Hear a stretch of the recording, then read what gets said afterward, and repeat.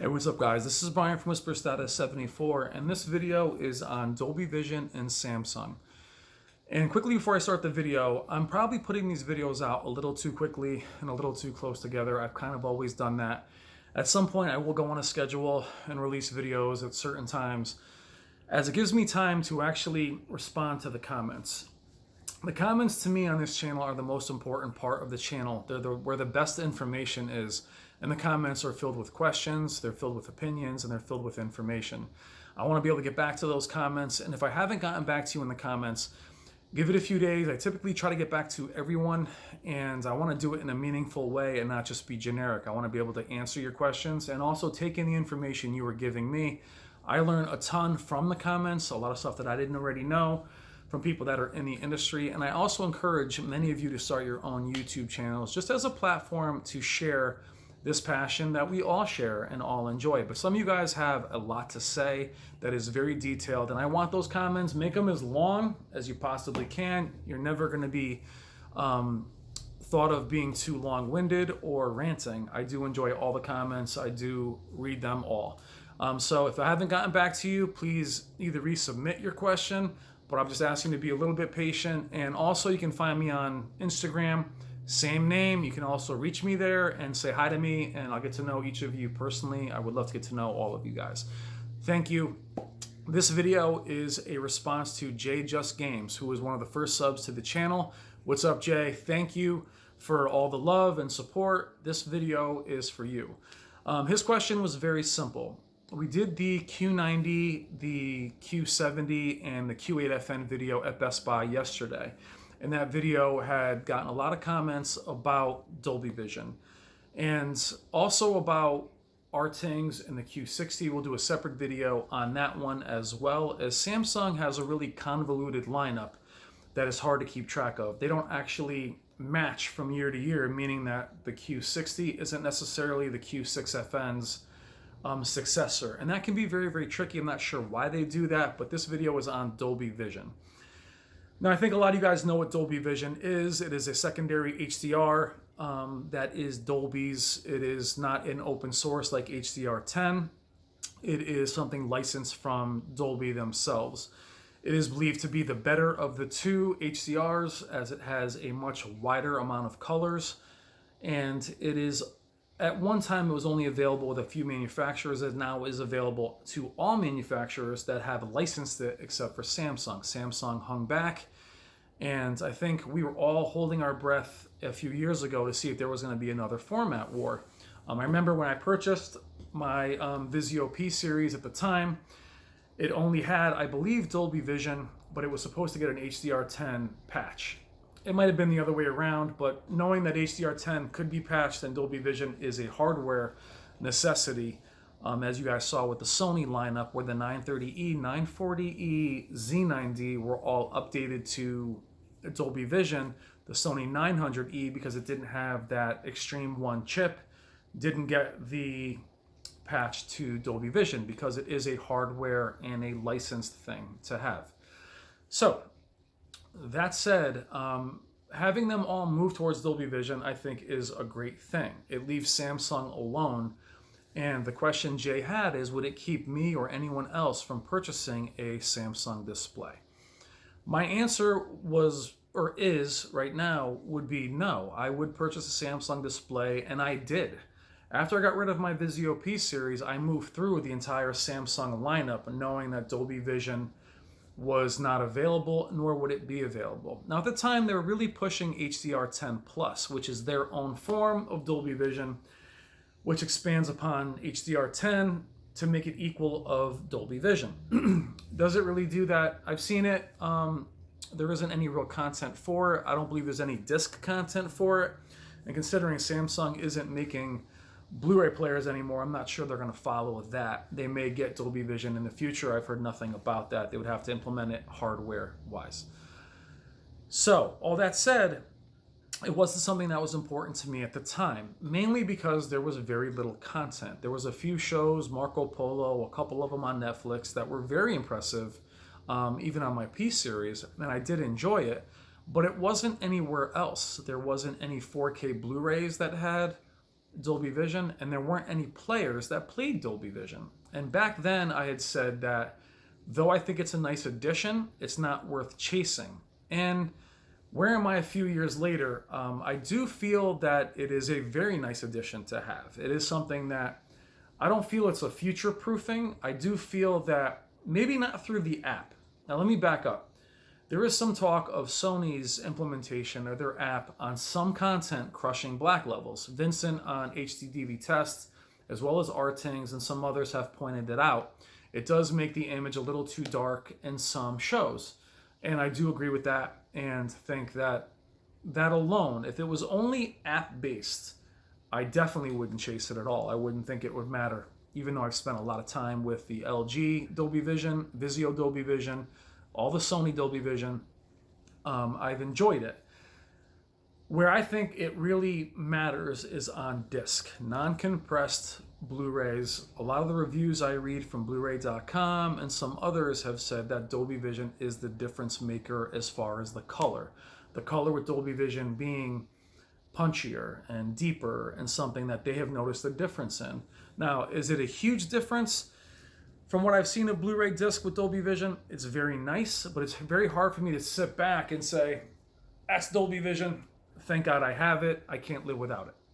So if I can't discern that, it tells me that it's not worth chasing.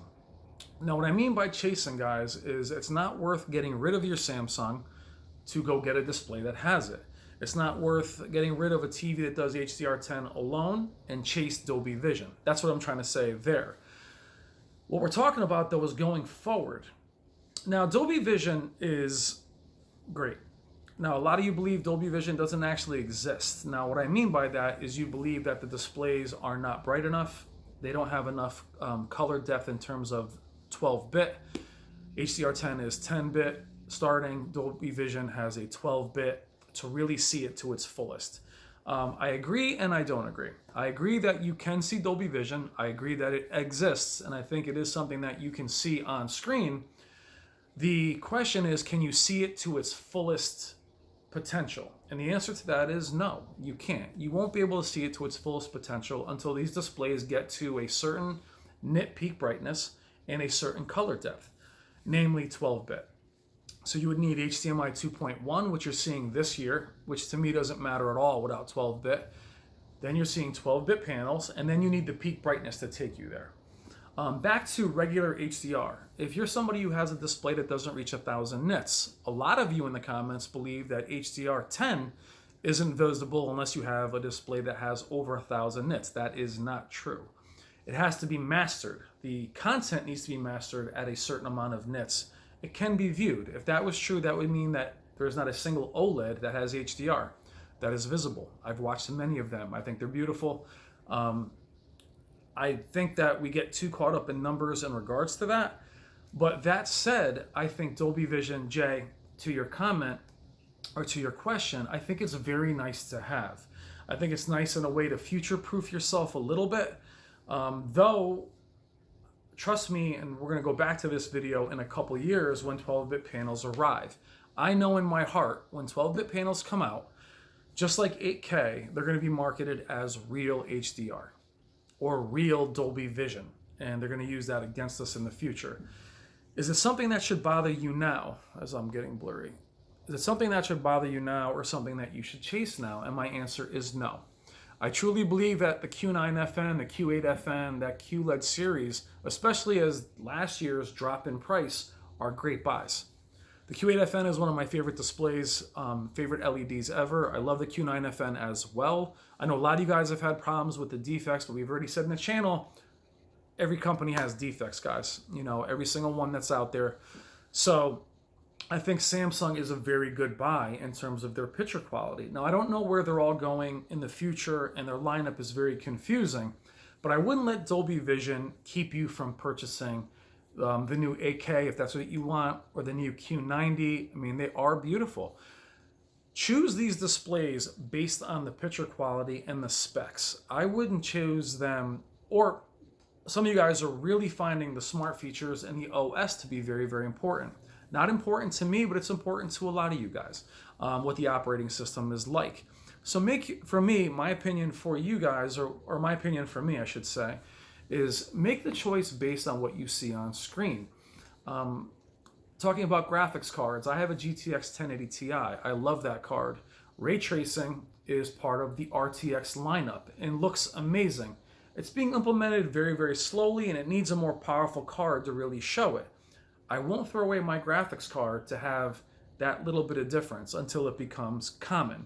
My point is, Dolby Vision, if you have it already, is an excellent addition. It's something that I think is great to have. But if you don't have it, I wouldn't feel left out. I wouldn't feel like you're not experiencing HDR, especially those of you that have very bright displays. If you have a Q9 or a Q90 or Q8FN or any of these, the Q7FN from last year, you have these ultra bright displays, you're seeing HDR. Are you seeing the other colors that HDR or Dolby Vision is expressing? Maybe, maybe not. We won't know. But do I think it doesn't exist? I don't agree with that. I think you can see a difference. I have seen both formats side by side.